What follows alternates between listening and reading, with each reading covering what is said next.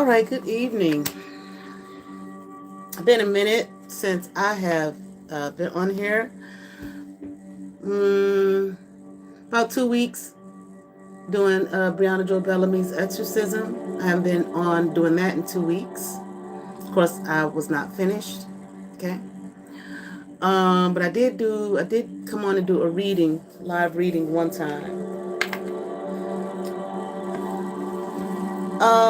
You work with children, as you can see from my shorts and me talking about it. I work with children. I'm a substitute teacher. There's always going to be some sickness, okay? the building, yesterday and today, half the staff was gone. Half the students were gone out of the building. A lot of sickness. What was it? Last Friday, when I was leaving out, we had a sub-secretary who I know from subbing around the city. I used to work with her as a sub. And she said they had sent they sent 7 children home. Normally, I would have went home. As soon as I hear something like that, I go home. I got my medicinal drink I make for preventative measures. I didn't make it. Woke up Saturday morning. I felt all right initially. Then I started to feel a little, irritable, and then bam, I was hit with whatever it was, whatever virus it was. A lot of people, like I said, had it. People assuming it was the flu. At first I was like, nah, it's not the flu, because I know how the flu does me. If it was the flu, I'd still be laid out right now. So I haven't had the flu in a while, but and it really didn't feel like COVID. Some people were being tested, and I have a client that she had this about almost 2 months now, maybe like a month and a half ago, where it lingered with her, and she kept getting tested for COVID, and they kept telling her no, it wasn't COVID.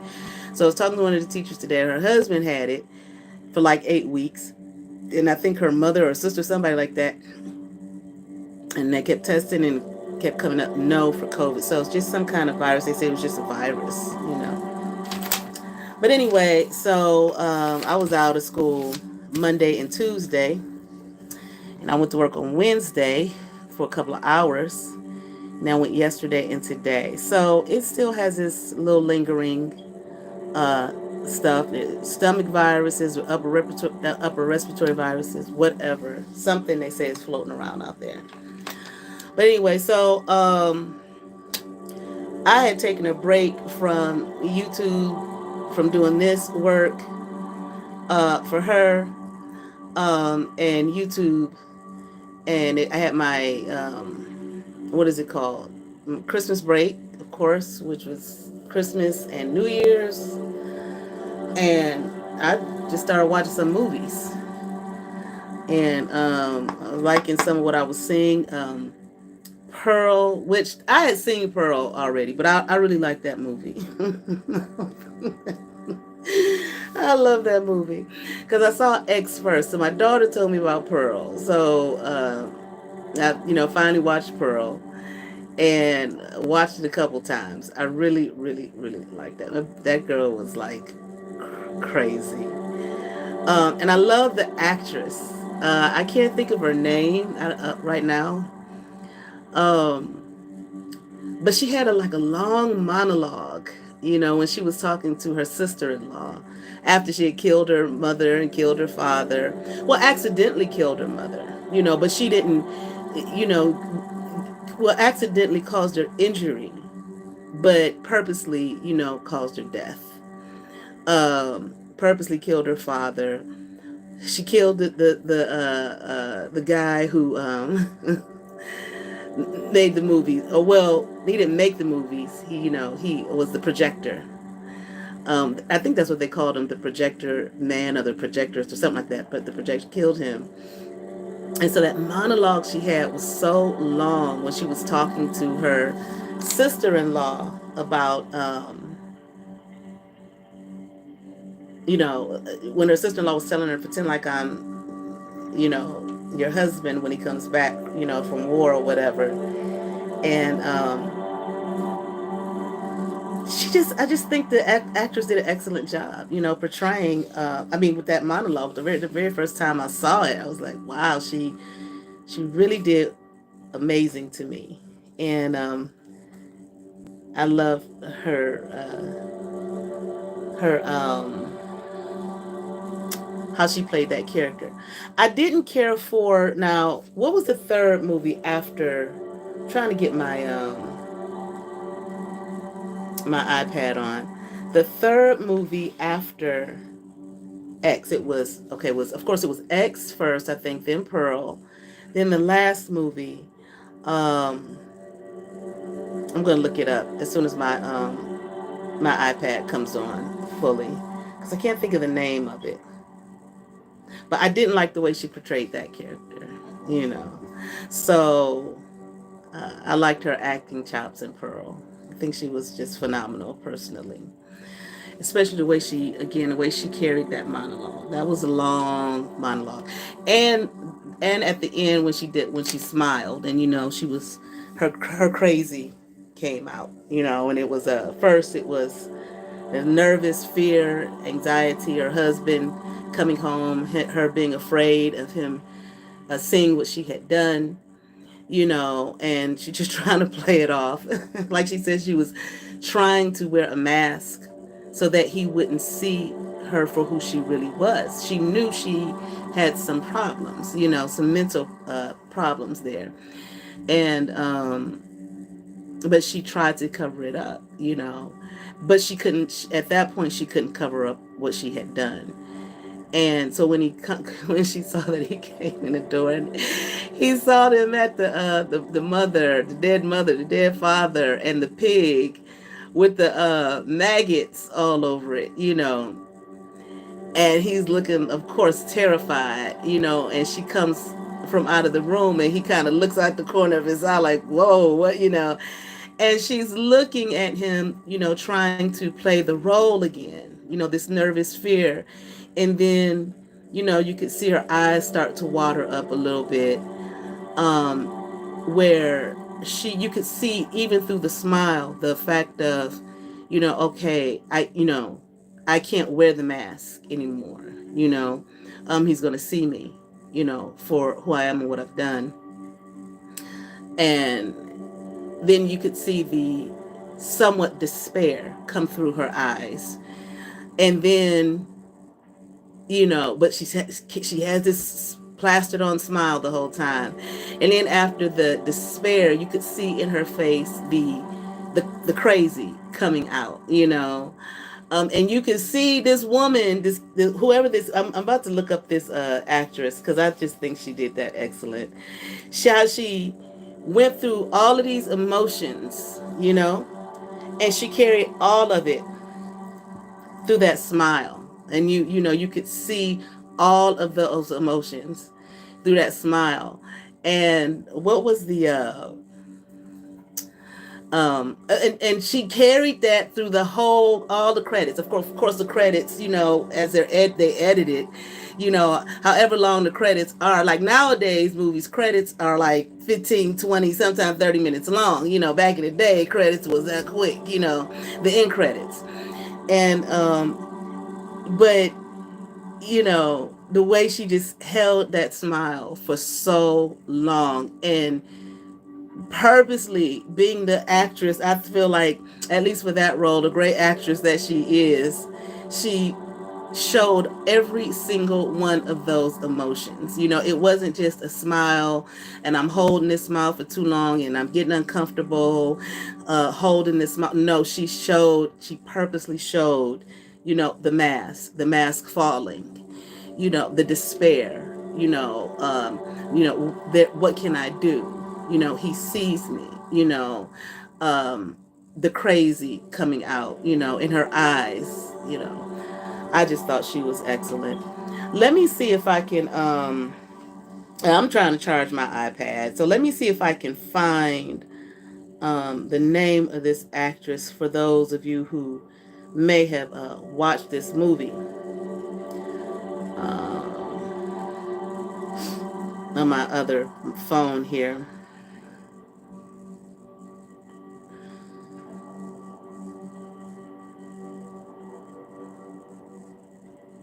Oh, this I put in cast of Pearl, of course it pops up Pearl Harbor. No, just the cast of Pearl.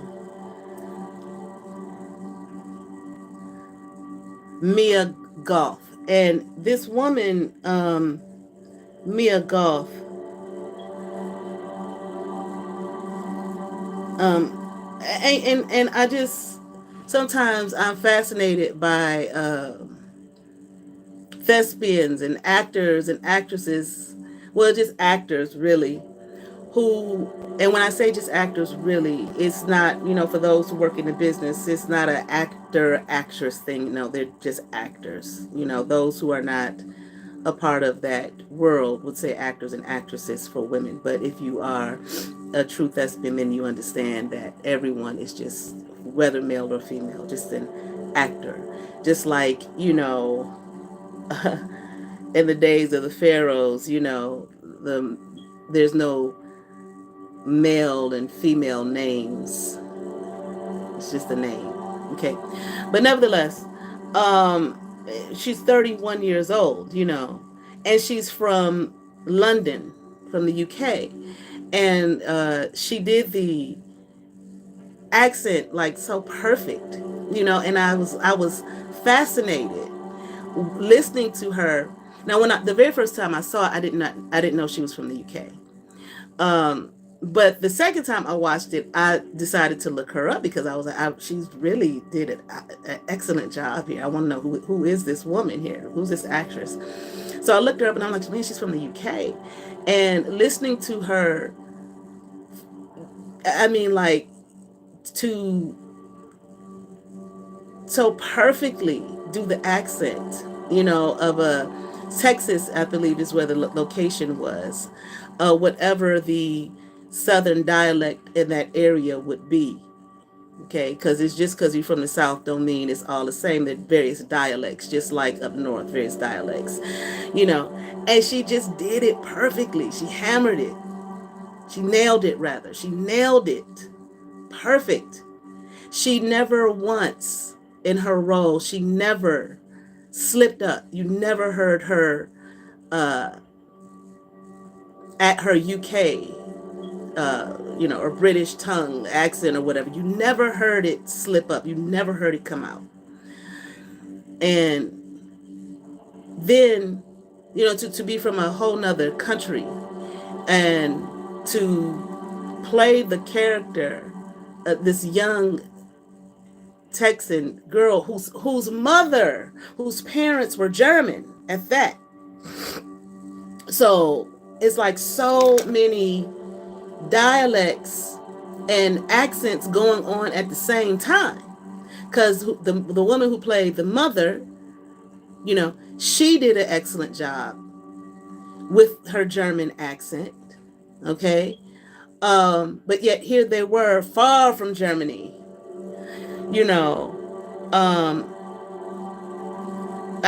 immigrants, to America, because, the accent was so strong. So they migrated here from Germany. And the mother is speaking not only with the English with the German accent, but at the same time, while she's speaking English with the very strong, heavy German accent, she's also going in and out of her native tongue with English. And here this girl is, her daughter, who this actress, listening to all of that and yet staying in character perfectly.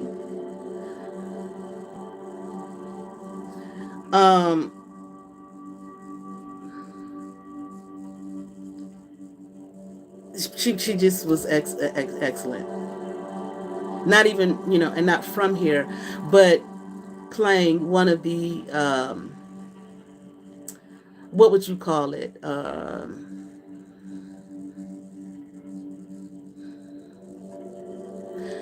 Cultures, various cultures within a larger culture, not just American. In terms of, well, I'll say, I don't want to say American, not just United States of America, not United States of American, I guess I could say that, not just that, but Southern Texas, and whatever region of Texas as well, playing the character of a. I mean, just she just fucking nailed it, you know. And me and my daughter were talking about, you know, these award shows and how they don't really give, you know, Golden Globes, Academy, what's all them awards shit? The Golden Globes, the Emmys, the Oscars. I believe there is no specific category for horror films, you know. Now, I was telling my daughter, well, I said, I don't think that's fair. You know, I like to look up the history of that, but apparently, obviously, they're not taken seriously enough. However, you know, sometimes when you think of a horror movie, you just maybe may think of something like Friday the 13th, the slashers, you know, and not these horror movies like Pearl, like something like The Shining. What's another one I watched? Me and my daughter watched the other day. Oh shit! I'm looking at the actress Toni Collette. Let me see. What's the actress? Let me see if I can figure out the name of that movie. Where the people in the movie sacrificed a this the main character's son to um,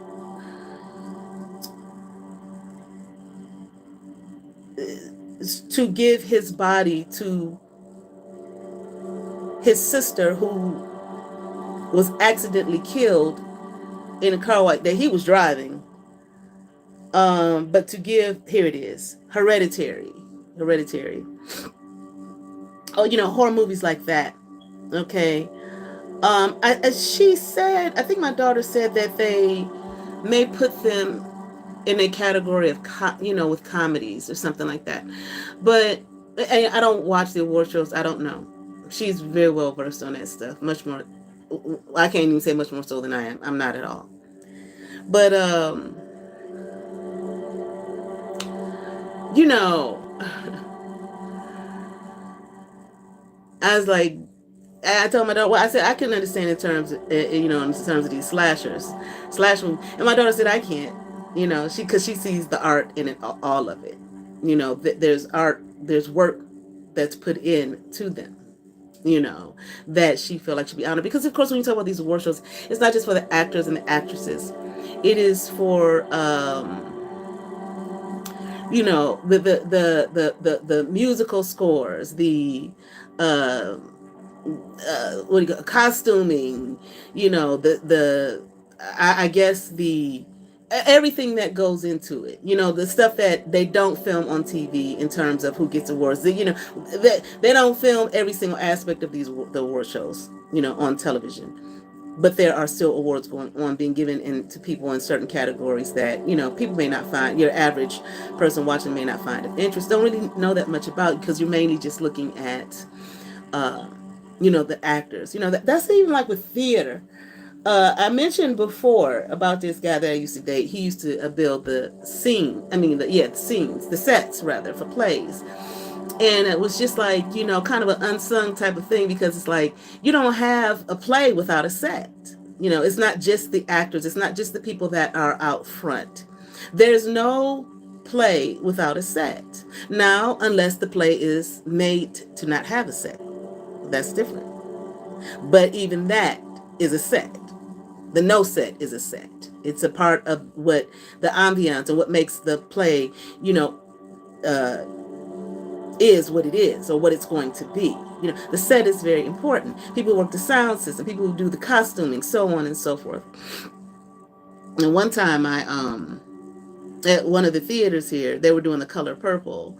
So I helped in the background. So I had to help with the costume change, the wardrobe, well, the costume change for the lady who played Celie. And it was one scene, she had this much time to change her little thing, boy. And yeah, I had to help her with that. But anyway, all of that makes up the story. You know, So same thing with the movie. All of the various elements makes up the story, not just, of course you know that. Well, not everybody knows that. Sometimes you don't realize it until you are put in a situation to realize. I was put in a situation to realize it because I was dating a guy who was building sets. And now we're watching build the sets. And then he taught me how to make, I think I mentioned this. He taught me how to make foam look like a brick wall or whatever, and whatnot. And it's like, wow, I didn't even think about this, even though I've been in plays, but I've been in them as, on the side of acting, not on the side of in the background, you know. So the actors come out, it's done. You work as you're rehearsing over those few weeks. There's nothing there. Then you go in a few weeks later. There's something there, and you're working with all of that. Okay, you go in and you're rehearsing with your regular clothes on, and then over time, the wardrobe is ready. Then you have your dress rehearsal, so on and so forth. Okay, then you become more aware, but you're really more focused on the role that you are playing. All right. But back to this actress here, Mia Goth. So I really was I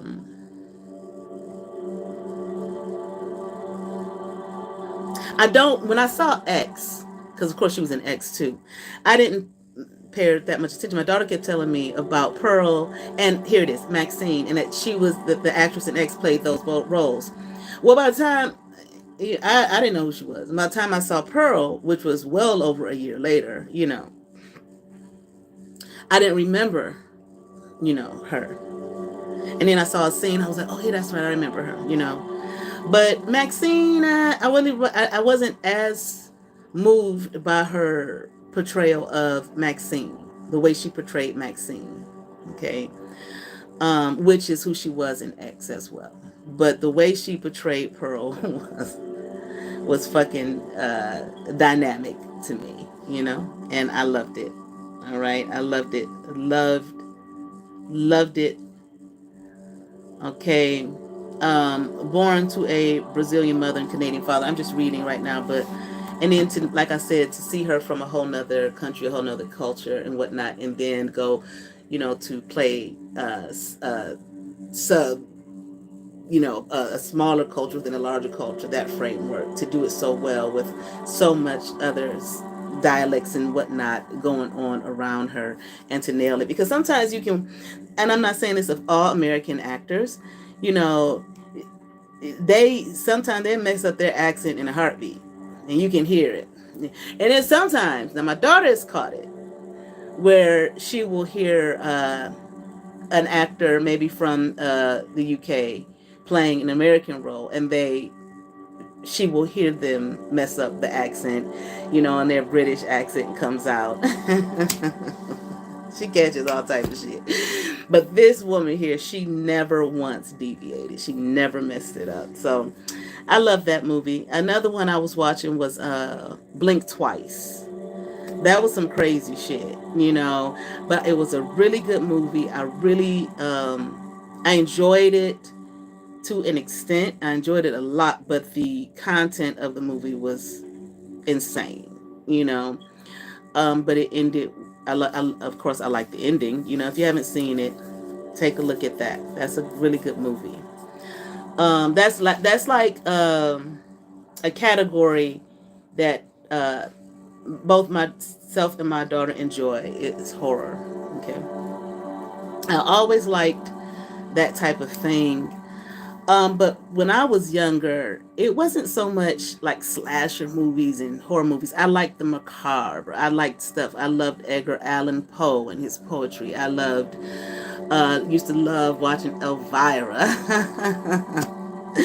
Anybody remember that show? That old black and white show, Dark Shadows. I loved Dark Shadows. Way before my time, but of course it was in syndication. I loved the Addams Family, and I wasn't that crazy about the Munsters because it was just so silly to me. But I used to love that kind of thing. What else?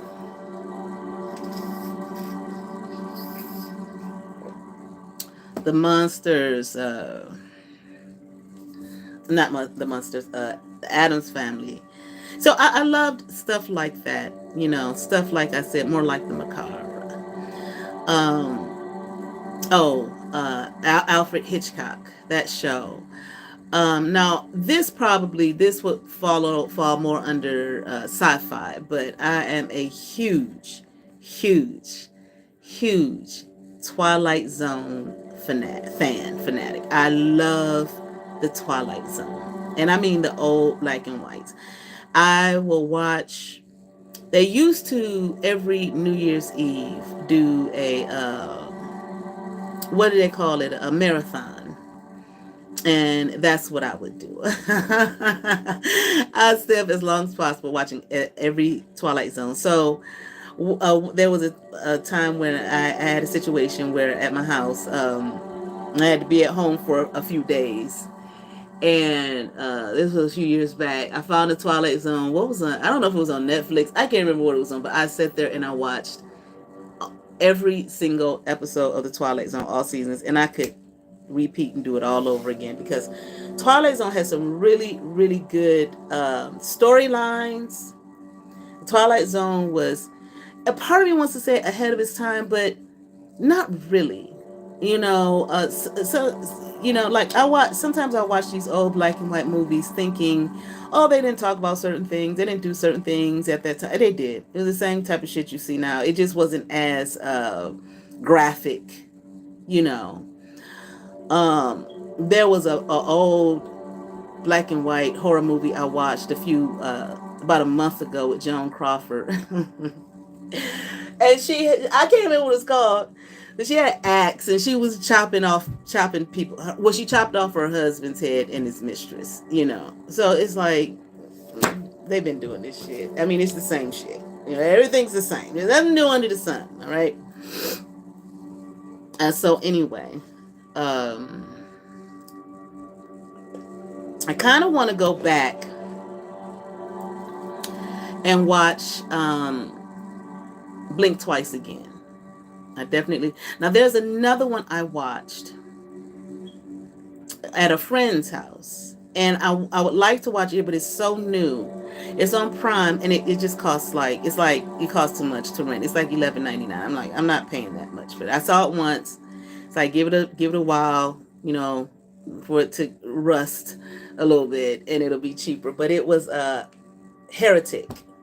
Really, really good. Especially, I really liked it. And of course, I was watching it with others, so I didn't hear all of the dialogue, but it went into, religion and the things that he was talking about. Who was it that played Hugh Grant? Okay, played the main character. These were the stuff that I would teach when I was teaching Introduction to Religious Studies and the comparative world religion. And so I really wanted to hear, I want to say his take, but I don't know if it was purposely perverted in his mind and purposely changed in his mind, or if he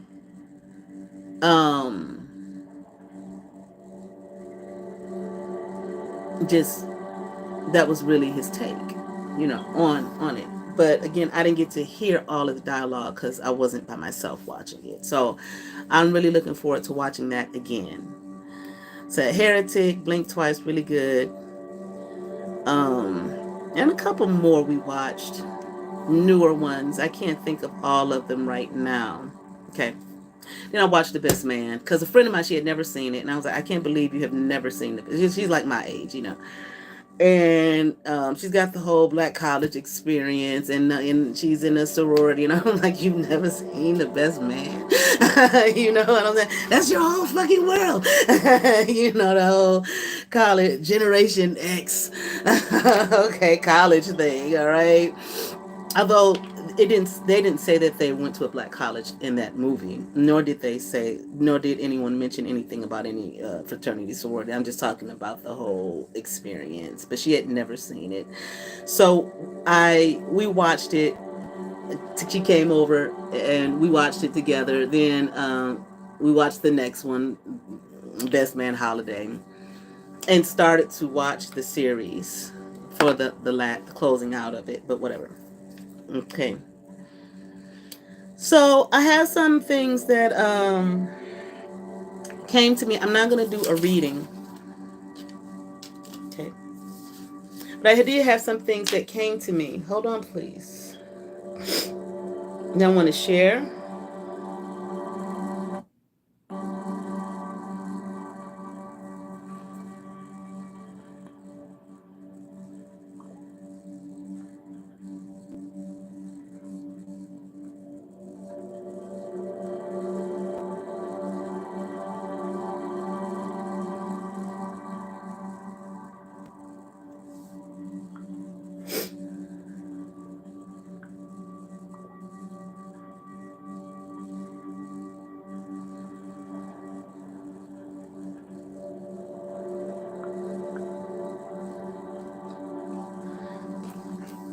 All right.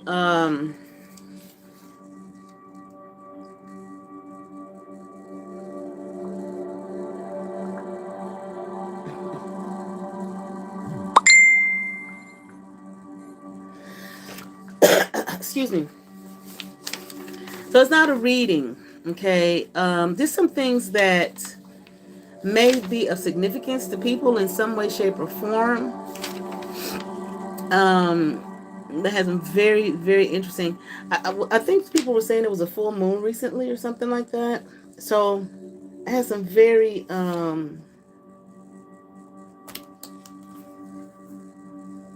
let's see.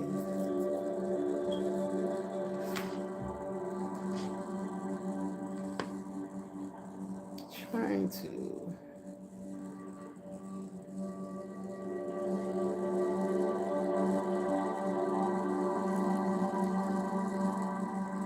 Okay, good. There we go.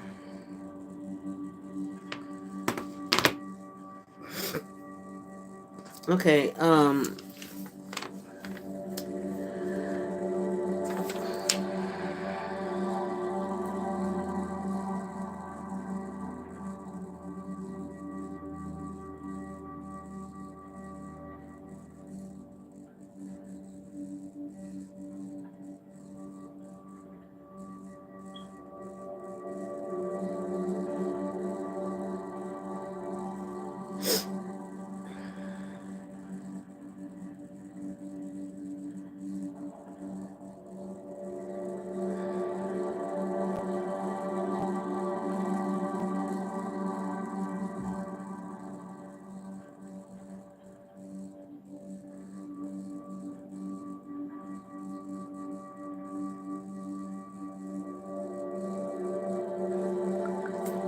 well, January 13th was the most recent full moon. So that was what's today, the 17th? Was that Monday? 13, 14, 13, 14, 15, 16, 17. That was Monday. I can't remember when I had the weird ass dreams. It might have been Monday. I think it was Monday night. No. Maybe it was Monday night. Maybe it was Monday night. I can't remember. Okay. But anyway, so some of this stuff that I'm going to share that may be of significance in some way, shape, or form to someone out there. It didn't hit me immediately when I woke up the next day, but it hit me. Okay. Later.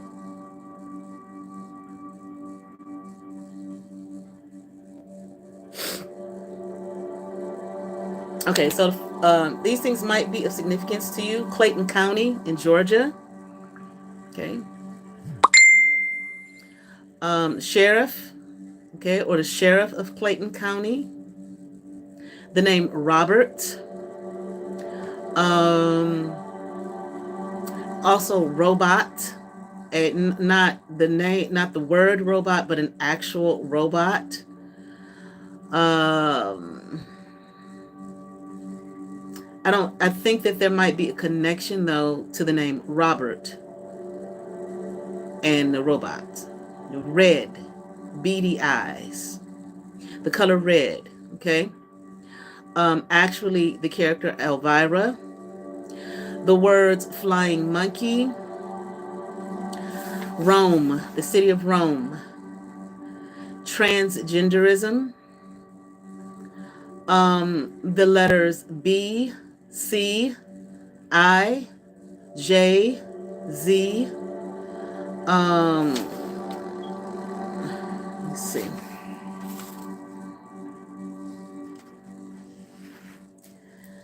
I want to say YouTube.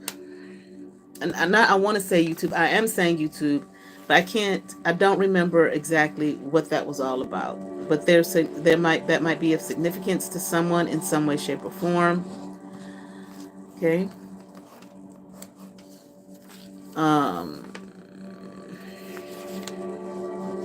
Now, the fraternity. Well, first I'll say the Black Boule. Don't know how or why. The fraternity, the historically Black fraternity, Omega Psi Phi.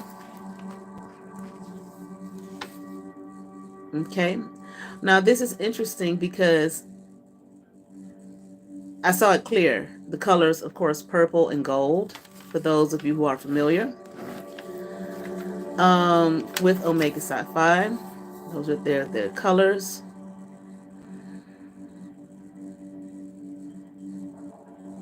The colors, like a very dark, rich, deep burgundy. Okay. That color, but also that color on a group of men with a corset. Is that what you, no, not corset, not corset, corsage. Okay. That might be significant. When I say significant, this doesn't mean negative. Okay. I'm not saying it's negative. I'm not saying it's positive. These are just some things that were shown to me.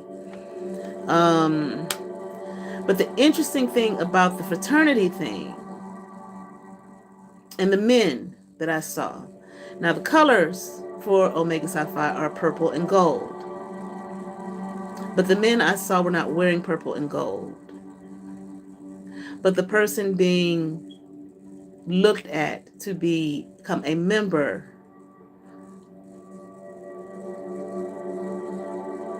was touting purple and gold.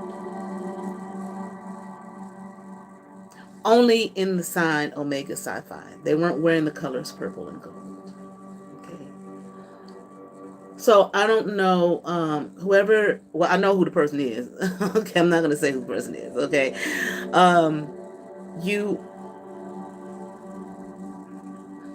You're going to be a member. Okay. You watch my channel. Okay. Your family is familiar with me. You are going to be a member of this fraternity. Okay. This fraternal organization.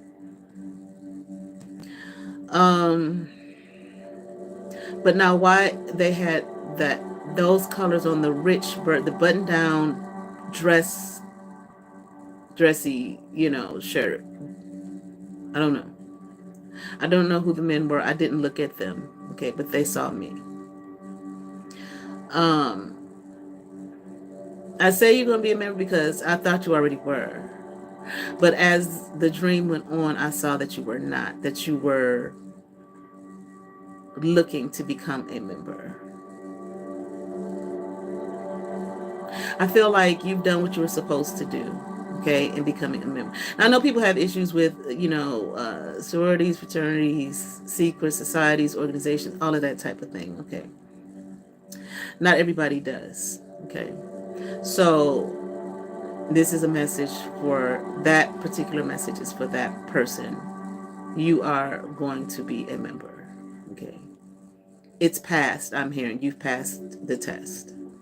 Okay. I'm here like keep walking in it, upright in it. Okay. I know how people feel about the blue boule, the black boule.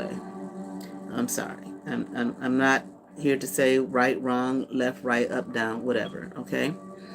Now, but the interesting thing about that, I don't know if it's connected to you in regards to this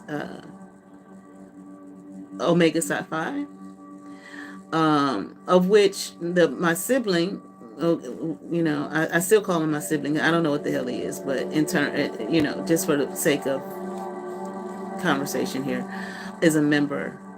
Okay, but I don't feel that has any bearing in any way, shape, or form on you becoming a member. Okay.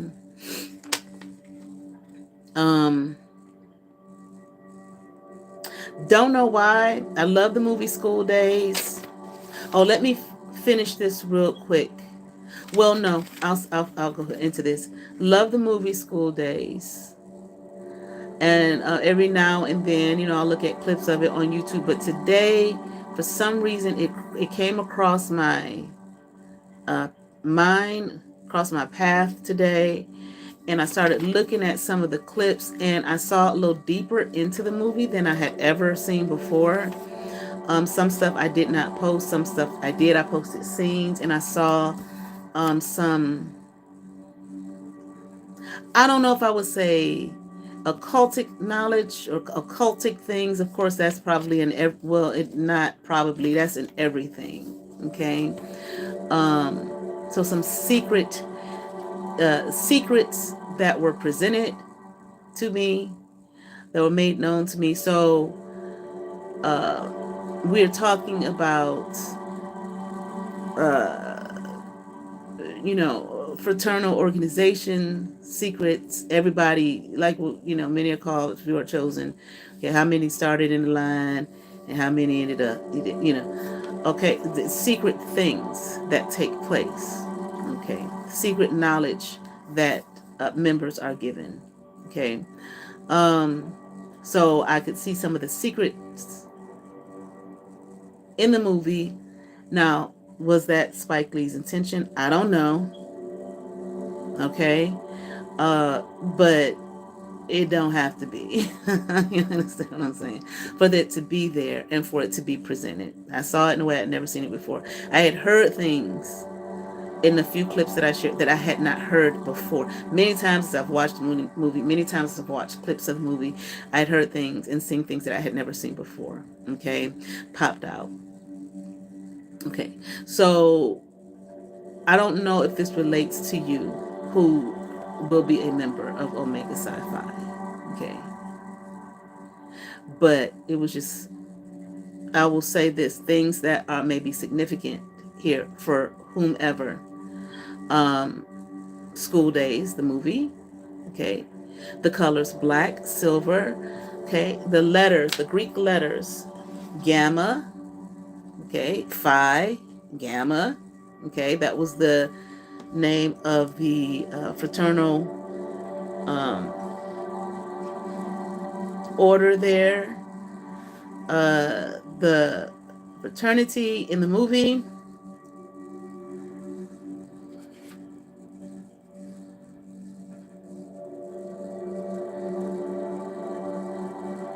Okay, so it stuck out to me, gamma, phi, gamma. Wow, what is that, all about? And I looked up gamma. It's the third letter in the Greek alphabet. Phi is the 21st letter in the Greek alphabet. So you have 333, basically. Okay. So those numbers might be of some significance. Okay. For you, maybe, who's going to be a part of Omega Psi Phi, maybe there's something there that you need to know in terms of that. Or maybe this is for someone else. Okay. Gamma is the letter, of course, it has multiple meanings. One of the meanings is a symbol of God. Okay. Okay. You saw the men crossing the burning sands there. And the harsh reality of what they had to go through to become a full member. Okay. So these things is like, becoming members of these organizations and whatnot, for those who are outsiders. And when I say outsiders, I mean those who are not, are not already a member, obviously, or those who are not born into these organizations. Some people, well, obviously, you know that a lot of people are born into these organizations, okay, which gives them easier access to become, it's like almost automatic. It's not just, these Greek fraternities and sororities, many secret societies. Hell, even growing up Church of God in Christ, you can't join it. You've got to be born in it, okay? This was what they sang. It was some kind of, obviously, for them to even say that and put that in a song, it was some kind of order or organization, okay? Secretive things doesn't mean that everybody who is a member is privy to the secrets of that organization, okay? Maybe, um,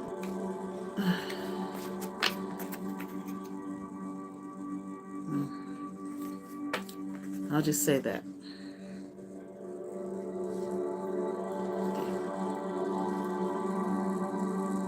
If they told you what it was. So that's the whole of humanity, okay? Orders and secret chambers and places and hidden things that everyone is not privy to. Okay? Sometimes you can become a member once again. You can join. You can go through hell and cross these burning sands or whatever the hell may be. I'm just hearing the word perish. I don't know why, but it's like you died to yourself, okay, to become something new, okay? Being quote unquote born again. Okay. It all sounds so innocent and sweet and pure, okay? Until you hear it for what it truly is and you understand the realm that we live in, okay? But and that don't mean it's a bad thing. People look at it that way. Well, choices. Okay? Because regardless, everyone is a part of something, whether they believe that they are or not. They are. Hell, even if you are a part of a family, a name, okay, a race, a ethnicity, whatever. Okay, all right. But anyway, back to this. So the whole G Phi G, the Gamma Phi Gamma, what is it? Not a name of, what is it? A symbol of God. Okay, crossing, the burning sands and the what is it? The struggle and the trouble and the tumultuous, so on and so forth, that they go through to become new, born again, a new, a member. Okay, all right, to be a part of whatever that organization says that you are as a result of being a member, and whatever quote unquote benefits that you receive as a result of that. All right. What the man say, George Carlin, you know, it's a it's a club and you ain't in it. Okay. It's a club and you ain't in it, goddamn. Okay. But nevertheless, all right, moving on here. All right. Okay. And it's in the one scene that I posted, you could see them squishing the banana in the toilet. Nothing, is like the gods here, a symbol of God, the gods. Okay, they're human, going through the troubles and the struggles of being human to reach their godhood, the status of being a god, gamma, phi, gamma, god.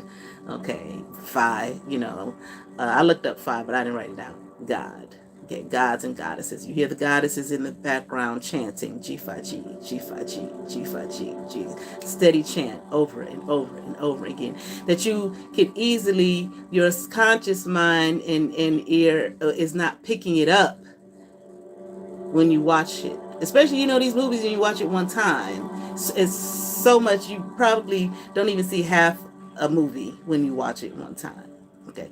And then here it is, I got my earbud in and it's picking up everything, and then my mind is like, okay, all of this shit is opening up and I'm seeing G5 and I'm hearing G5G, G5, the goddesses, in the background, okay, pushing, these human, these boys, okay, to becoming men, okay, to going from being human, to becoming gods, okay, and being laughed at by that laugh at the end. It was just like so. What's the word?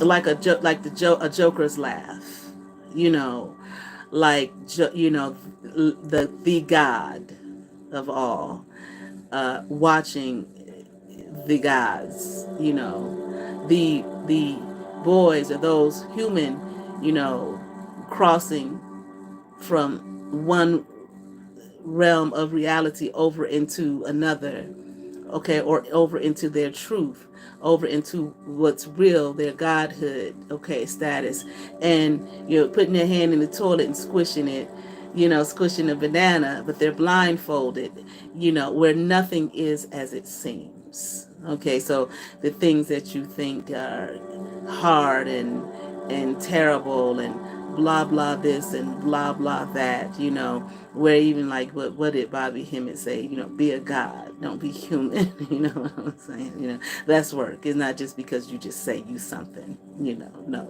it's work. Okay, but anyway, all right, so that, and then Luke 22:44 here may be significant. At the beginning here, they're saying, sweat blood until you sweat blood until you sweat blood,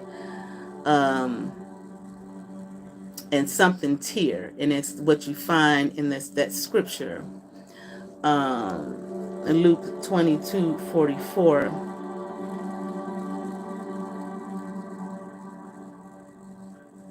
Here it is, the man who said that, what did he say? That he was God,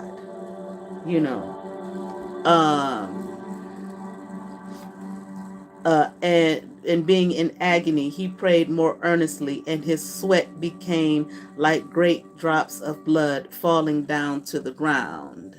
Okay, and here he was going through his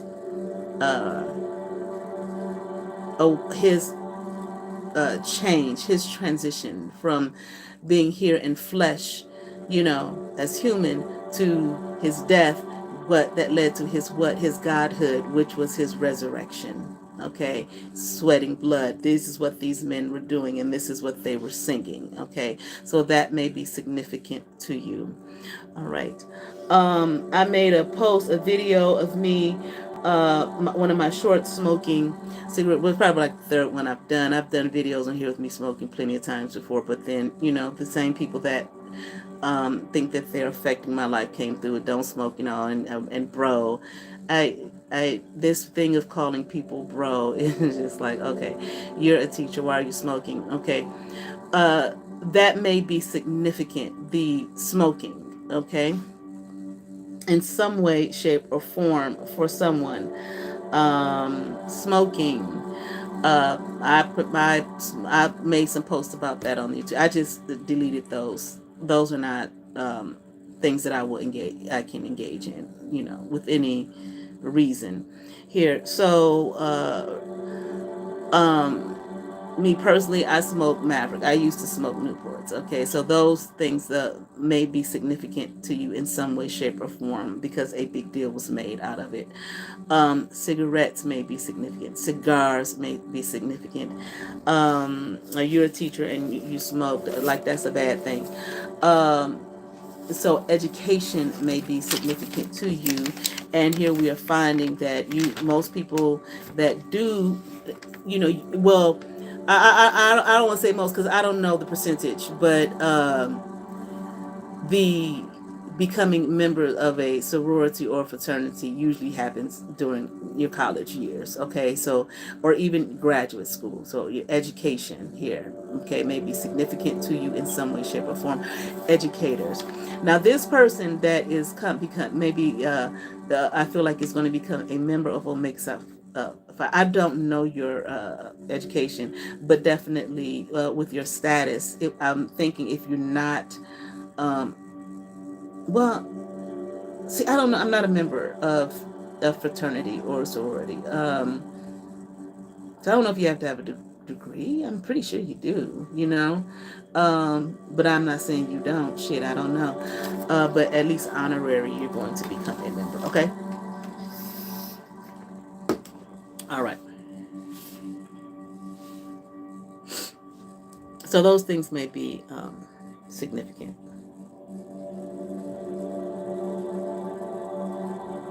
Okay.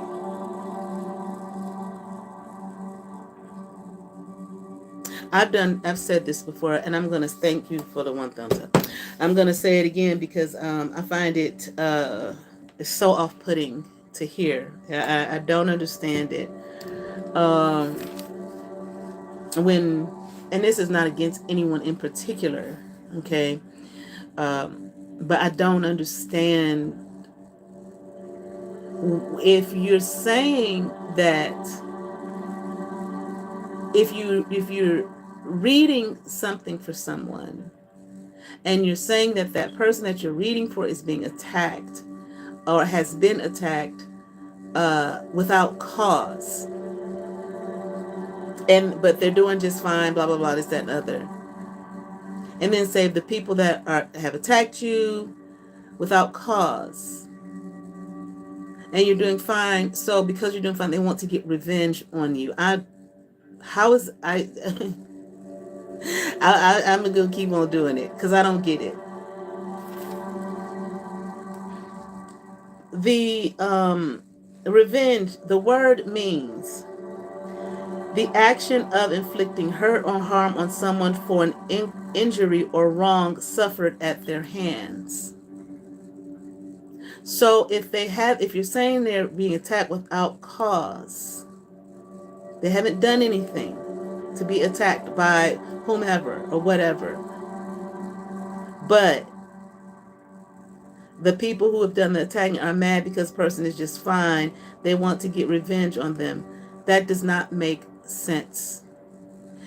Because not only does it not make sense because that's not the definition of the word. Words have definitions. Words have meanings. If they have not done anything, then the people are not wanting to get revenge on them. They're wanting to continue to attack them without cause because they're not satisfied, because nothing has happened to them in their attack. Because what you're saying By saying that is essentially you're saying the person has done something, and now the people want to get revenge on them.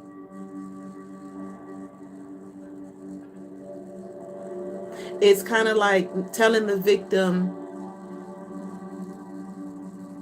they've made you a victim without cause. But really, you are a cause. You have caused something, because now they want to get revenge on you.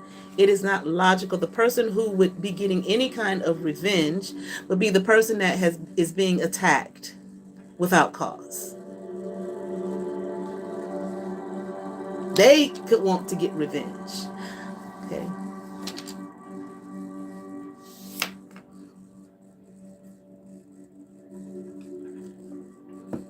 Another thing I find interesting is hearing this thing about putting a person in their place.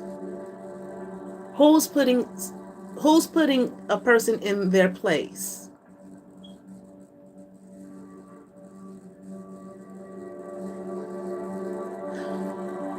What does that mean?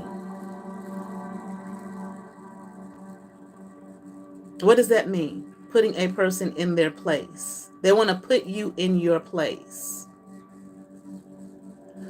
What is it in their mind that in anyone's mind that says that you are not in your place? What is your place? Okay. What's their place?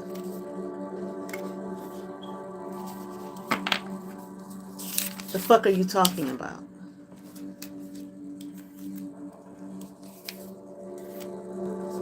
Or they want to knock you off your high horse. I made a post about that earlier. Oblige them, get off your high horse and get on the next higher horse. The fuck does that mean? Sounds like some low level people who apparently don't know their place, which is to mind their own fucking business and not worry about the next person and what place they're in. Who are they to determine what your place is?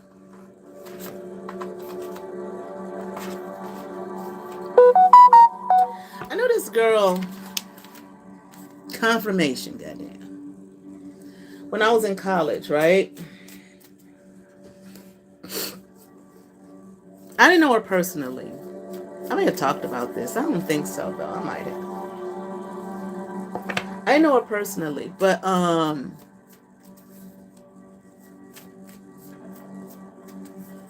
she would not be someone that you would look at and think was the most attractive person.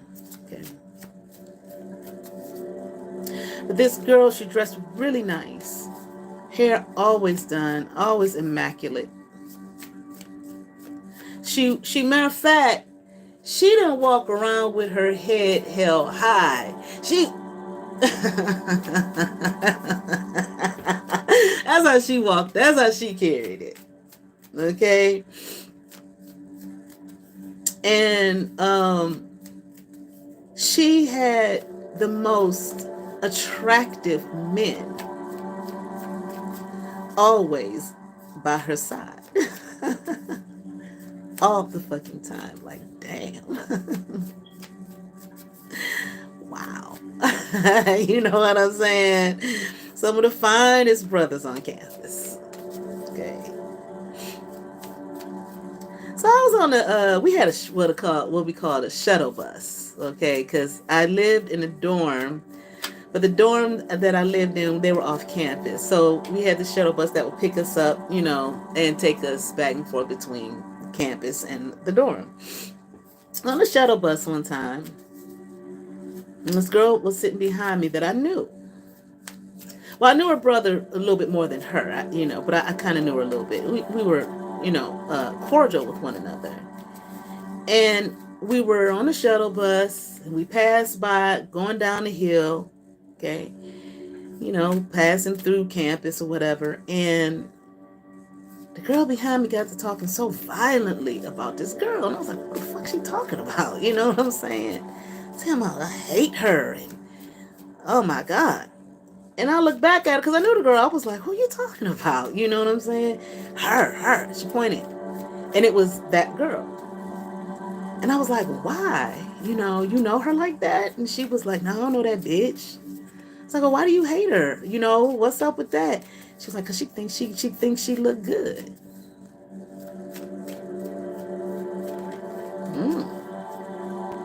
So you hate the girl because she thinks she look good. And my friend at the time used to say to me, if she don't think she look good, ain't nobody else gonna think she look good. You know what I'm saying? Okay, I guess you're right. And I said that to her. I said, well, if she don't think she look good, ain't nobody else gonna think she look good. And she said, what did she say? Well, I'm gonna make her know she don't look good, because she physically, no, she was not the most attractive person. Okay, but there was something quite attractive about her. Okay, to everyone, because she stood out like a fucking sore thumb. So you think when I say there was something about her that was attractive to everyone, you think that I'm saying, oh, because she looked good, the way she dressed and the way she did her hair and all of this kind of stuff, she must have looked good. She looked like something. Because everybody saw her. The girl was bad. I would not doubt to this day. She probably was just as bad and sharp as shit as she was back then. Okay. But this girl behind me that I knew wanted to tear her down, wanted to destroy her. I mean, the talk was extreme. Like she seriously wanted to beat her up. She was making a point. I mean, if the girl had got on the bus, goddamn. Well, she might not have done nothing, but she might have at the same time. I don't know. You know what I'm saying? But if she had got on, the way the girl was talking about her so violent, like she, hated her and wanted to destroy her. And I'm going to let her know she don't look good. I'm going to let her know what she really looked like and blah, blah, blah, blah, blah. It's like, why is that disturbing you? Why does that disturb your peace? That girl ain't bothering you. That girl don't bother nobody. And she didn't. It don't bother nobody. She mind her own fucking business. She came here to go to school, get her paper, and go about her business. But she wanted to put her in her place. Now, what was her place that this girl wanted to put her in? The place that she was in? Because she couldn't carry it like that? Because, see, she wasn't the most attractive thing physically either. But here was this girl, this woman, this young woman, who did not let anything like that define who she was.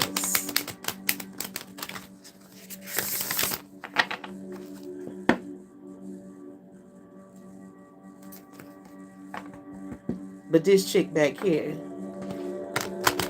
couldn't help but let her insecurity scream at the top of her fucking lungs.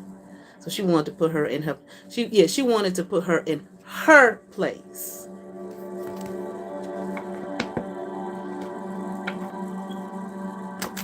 She wanted her to walk around and feel about herself the way she felt about herself.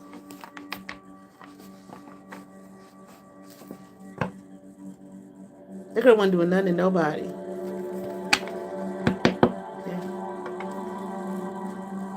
Okay. You stay in your fucking lane.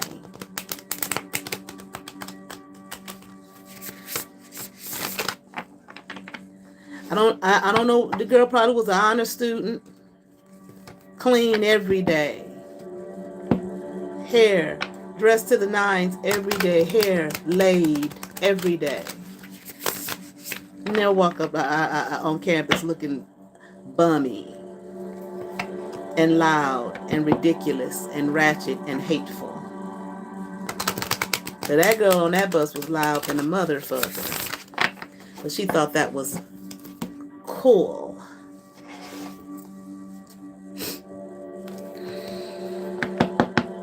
And probably thought it was sexy. And probably thought it was attractive. It did attract something.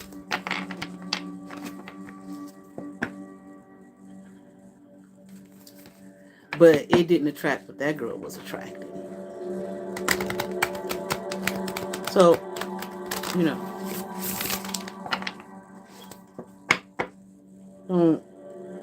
don't worry about people wanting to put you in not your place. Because see, you already in your fucking place. Hopefully. Well, usually people want to put them in their place. They usually in their place, minding their fucking business. No, they want to put you in their place. Their low self-esteem having place.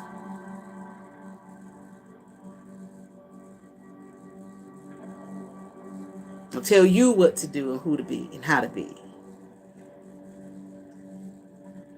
And they want you to say, yes, a massa. Yes, a bossa. But then say slavery is over. Oh, it needs to be over.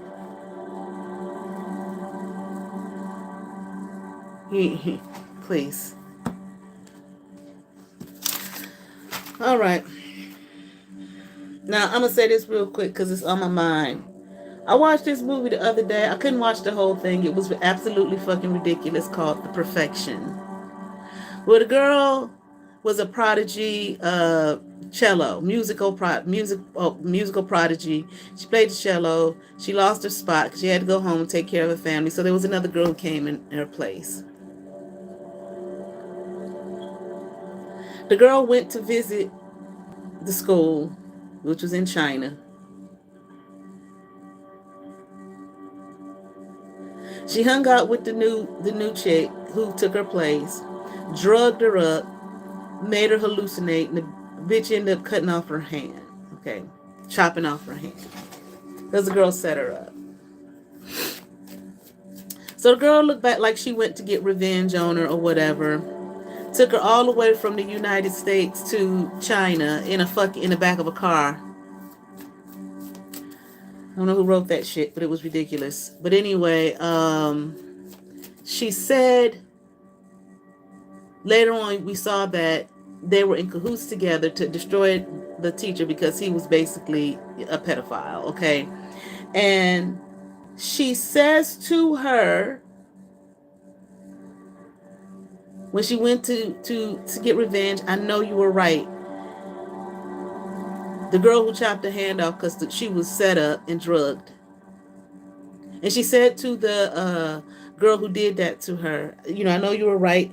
And they looked back on the scene of what happened, the conversation, and the girl who set her up, drugged her up and whatnot, said she did it for her so she would leave up out of the place. And she knew she had to do something extreme, but he's never going to be there for you. But if you ever need anything, I'll be there for you. If that wasn't, I'm like, if this ain't the sickest shit, what is this? I couldn't even watch the rest of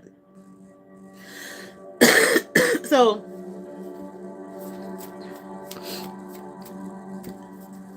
drugging her.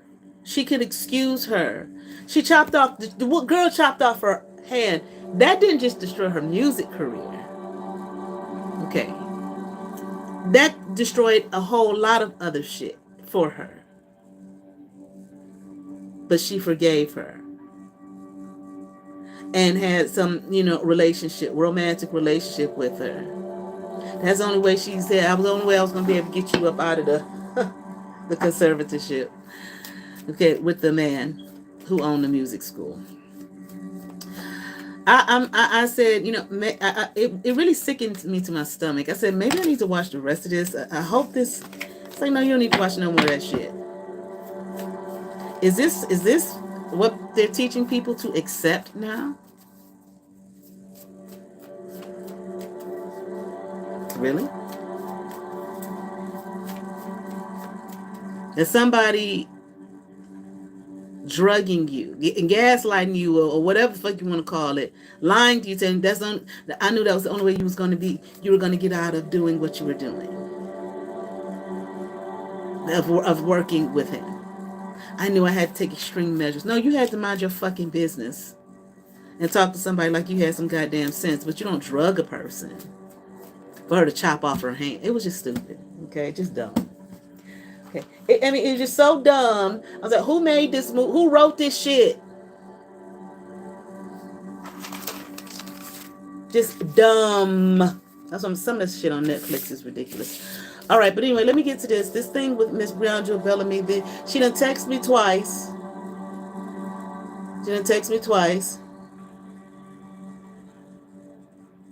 Okay. Well, let me just say this.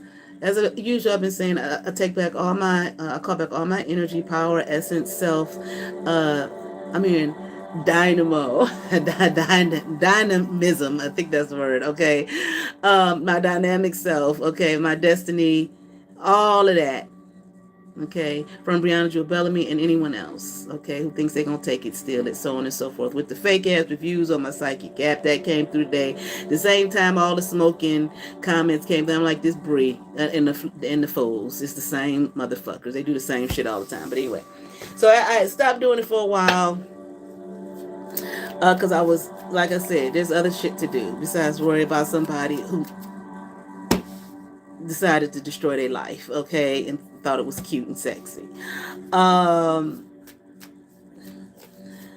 I'll get back to it. So she texted me twice.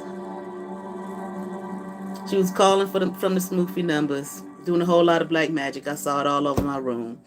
And I don't know, stop for a minute. She might be back at it tonight or some shit like that. Well, you know, the fake setup shit with the, it's so interesting, the bad review that I got today from the from her, or one of her fly monkeys or friends, or one of these people here, you know, who can't leave well enough alone or whatever. I had thought about it a couple of days ago. I said the bitch, because the whole inquiry didn't make no fucking sense. I said, whatever. You know, yeah, matter of fact, I did it on Monday night when I was sick than a motherfucker. I said, I ain't heard from the bitch. I said, it's probably one of them motherfuckers. Because the whole shit was stupid. But anyway, so, you know, so they came through the night. But anyway, so I didn't do the last demonic energies that I had called out, which was Breauna, Citri, and the angel here. Okay, I didn't work with them at all. I did have them set to the side. Didn't do anything. Okay. Now, I'm going to say this as well. When I talked about before, and I shared it with her, okay, this past life that I had with her, and her as my younger sister. What I didn't say in these lives, which I have stated in readings, okay, but I didn't say who was who and what was what, okay. I think, what was it, last year, year before last, when I was doing the blackout readings. Breauna Jewell Bellamy, okay, we did share that past life together. Maybe more, but definitely that one. And you were my younger sister. However, and my great-grandfather and my grandmother were our parents. You were not blood related to us. Okay. It wasn't even like you were adopted officially. I'm not going to say in specific how you became a part of that dynamic, because it's really foul.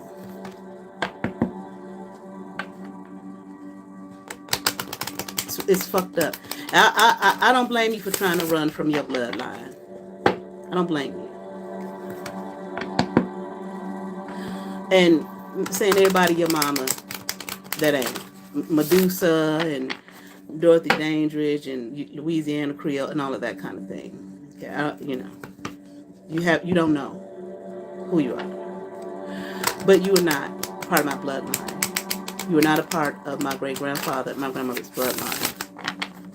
At the time when I shared that past life with you, I did not know that. But see, after you went on your smear campaign, they came to me. More information was given to me about who you were. You never shared blood.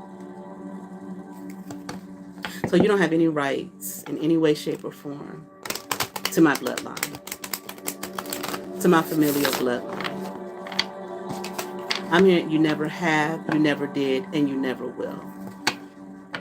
Okay. So you want to keep on trying and all of that kind of thing. You had no rights, no say so, no nothing. I'll just say this, like you were adopted in, but there was no official adoption of you. There was no one there who would care for you.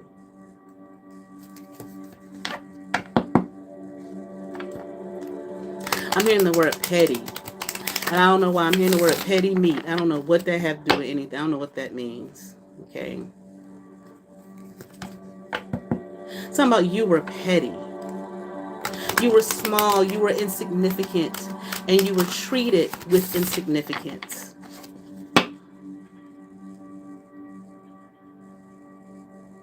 Trying to see about who. Whoever your family was, whoever these people were, these were poor people.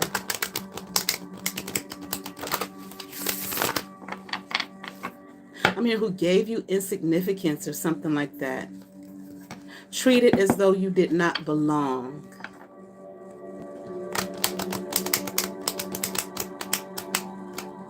Like you were given to them people, I'm hearing, okay? My family. Those who, quote unquote, adopted you in, okay? Like to try to help assist you.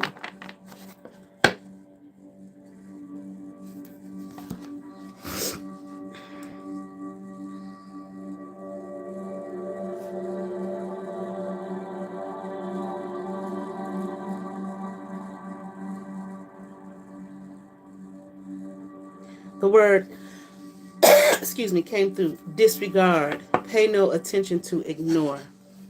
Like you were disregarded or some shit like that. They had no love for you then nor any now. Okay. So like I said, I did that cord cutting for your fucking ass.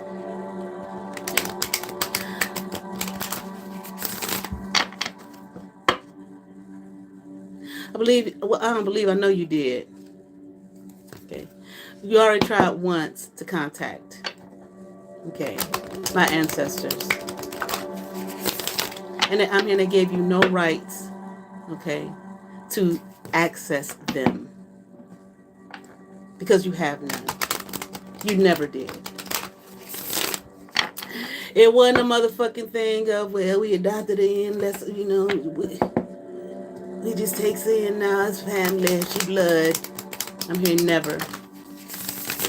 It's a energy of animosity for some reason. Okay.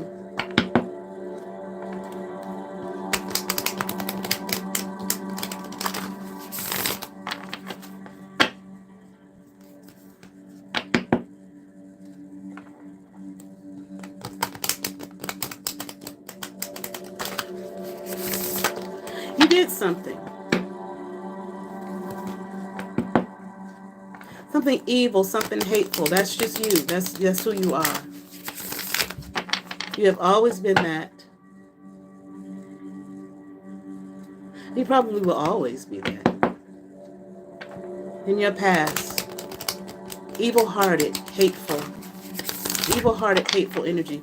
Now that one who you probably hooked up with too here, who likes to come around here with her stinking spirit and soul. Okay. She was a part of that as well. Me and her talked about that long before I met your motherfucking ass, bitch. Okay. So you knew her as well. And I'm here, and you did her, and I said this a long time ago. You did her real dirty and foul. And you did her wrong. I'm here, and she trusts you to do it again. Because you're an evil, hateful soul and spirit.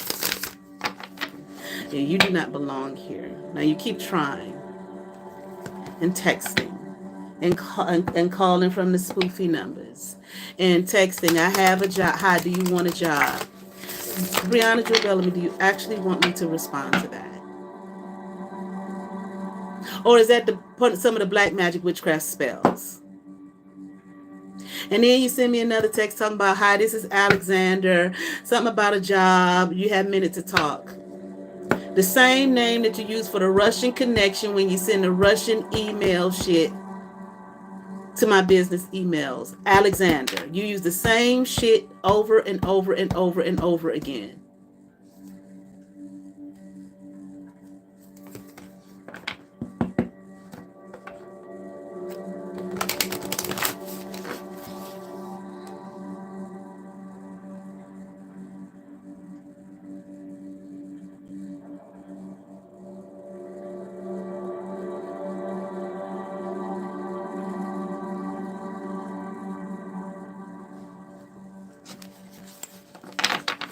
Use the same shit over and over and over again. Okay.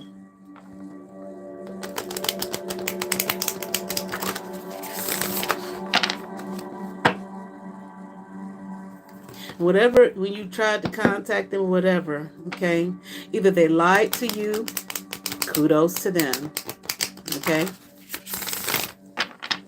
or they told you you didn't belong. And you got pissed. You don't belong. I said, she wants to be, that when you said, she wants to be part of my bloodline, talking about me, and you don't even know who your fucking bloodline is.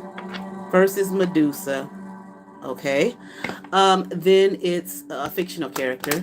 And then it's Dorothy Dandridge, nice try, okay? Then it's Louisiana Creole, and God knows who and what else you're saying. You're right. No, I'm sorry. No, I don't want to be a part of confusion. Okay. But you damn sure want to be a part of mine. You have not ever been, nor will you ever be.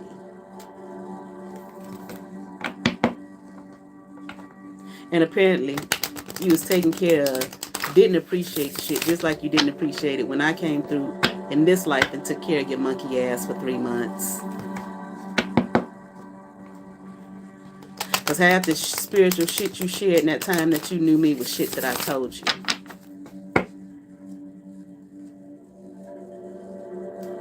Because before that, most of your videos really was you yelling and screaming about nothing.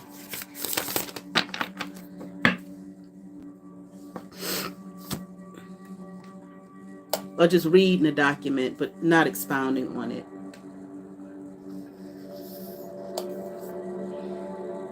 Talking about a television show, never expounding on just this character this character that, but and what else about nothing. And if you did expound on anything, it's some shit you stole from someone. But anyway, so that's that. All right, let me pick one more card from this Jamie Terry and work on these together. 2 shuffles. Okay, let me see. All right, let's see what comes out. What demon here? Oh, that came out with the fucking quickness.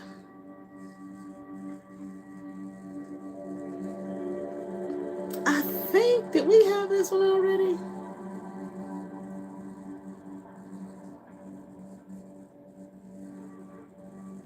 No. Boer.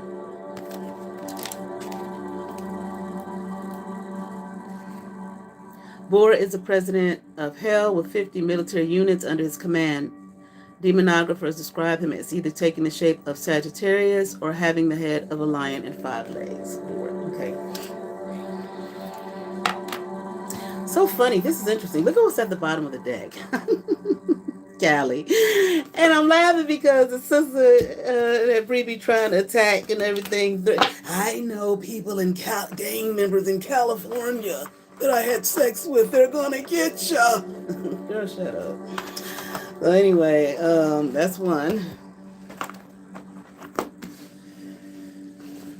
I'm hearing just 2 tonight.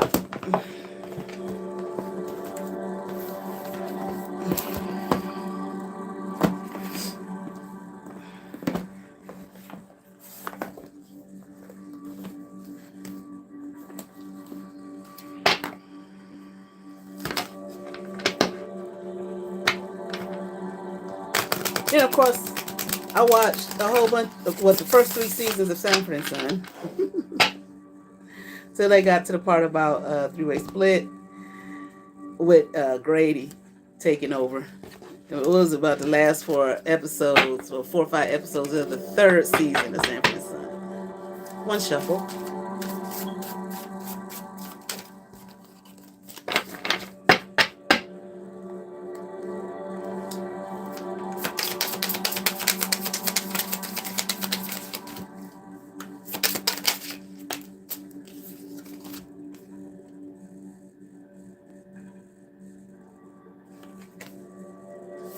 Andre Alphys,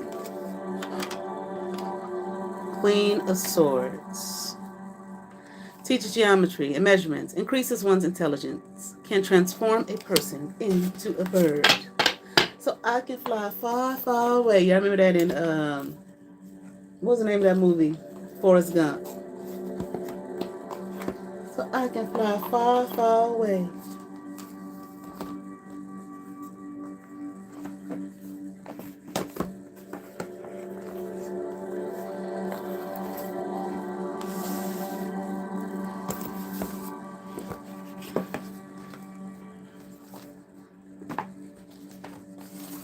Right.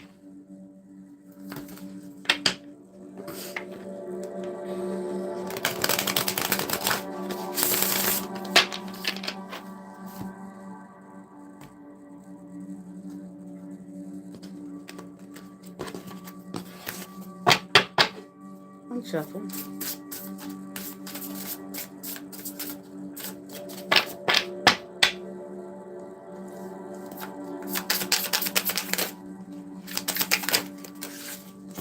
And the angel, the Empress, Mihael, God the Father, the generous.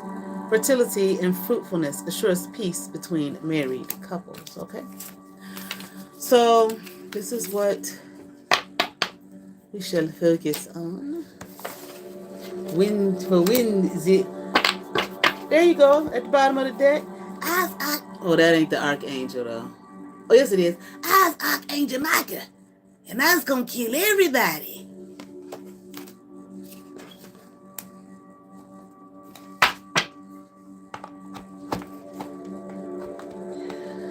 All right.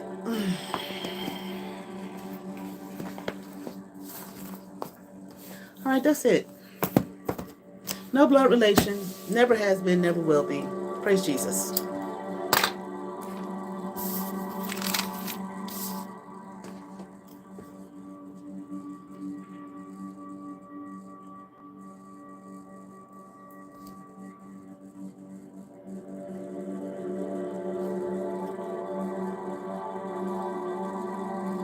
I told you that past life, how the parents, my parents, not yours, had money. You got on bragging. They had money. We came from money. No, you didn't. You came from whatever you come from now. Stagnancy. I'm hearing the word repetition because you live the same life over and over and over again constantly. Within a life, beyond within a life, because you refuse to learn and grow.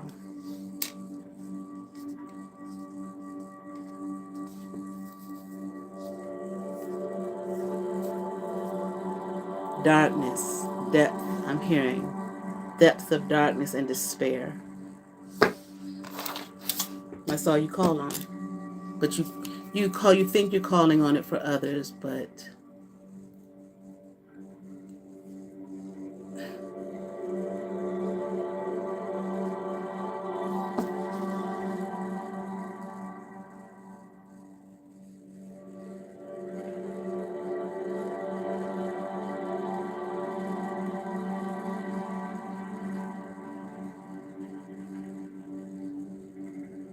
you was found in despair, honey.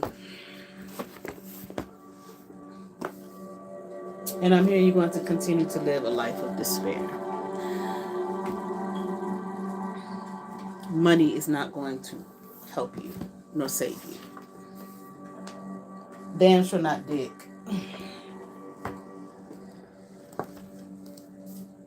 They will use you as they have been and will continue to. Married or not. All right, but that's the end of that.